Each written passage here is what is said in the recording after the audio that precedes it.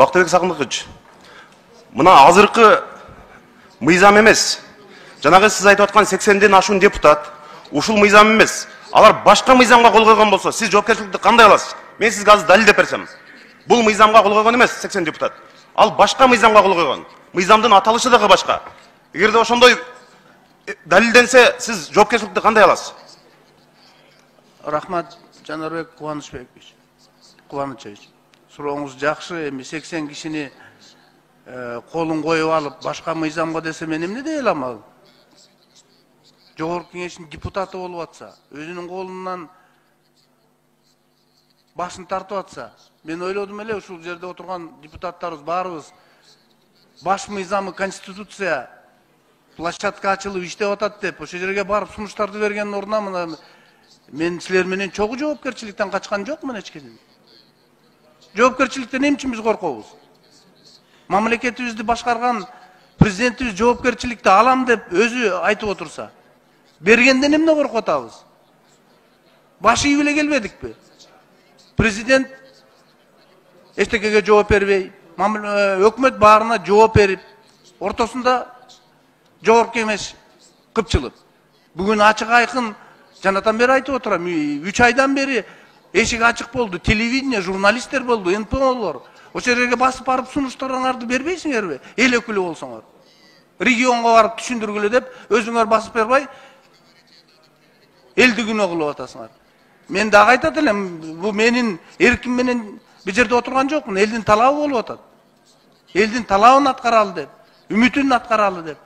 Кандай болот? Анан коркута берген болбойт да. Революция болсо келет дагы революция алар дагы. Бак Сагындыкович, суроого жооп бересизби? Мен айтпадым, чогулткула 80 айтсын, меники эмес деп. Менин колум эмес деп. А мен 80 кишиге жооп бере албайм. Мына бул жерде менден башка киши жооп бербей атат. Кошо иштешкенбиз. Конституциялык кеңешмеге чогуу отурган жаныбызда. Эми кеңешмеге басып барсаңар болот деп айтып атпайсызбы эми? Ар бир бийликтин демилгесин колдоп басып бере бергенге анча-мынча намыс дагы керек да. Андай баарынын эле колунан келе бербейт. Баш мыйзам да, урматтуу.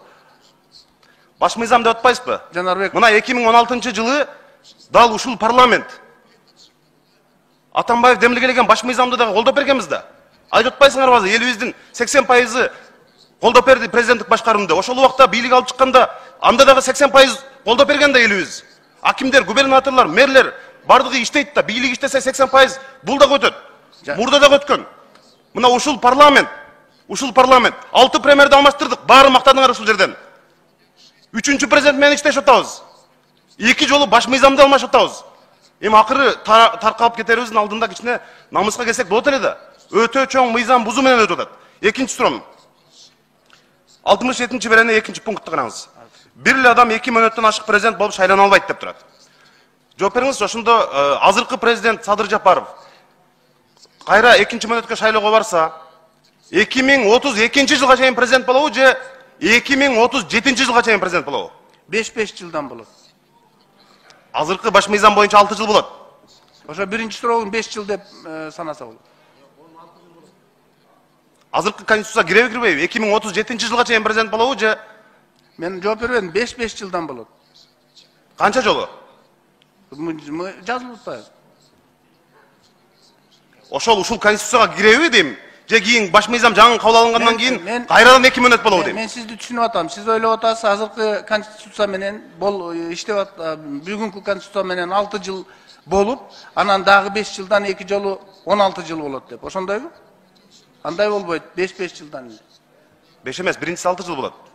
Экинчиси 11 жыл. Анда азыркы президентти биз мөөнөтүн, эгерде 2-чи мөөнөткө барам десе, 2032 жылга чейин узартып берет экенбиз да, ушул парламент. Туурабы? Кыргыз элине чоң жакшылык кылып атсыңар анда силер.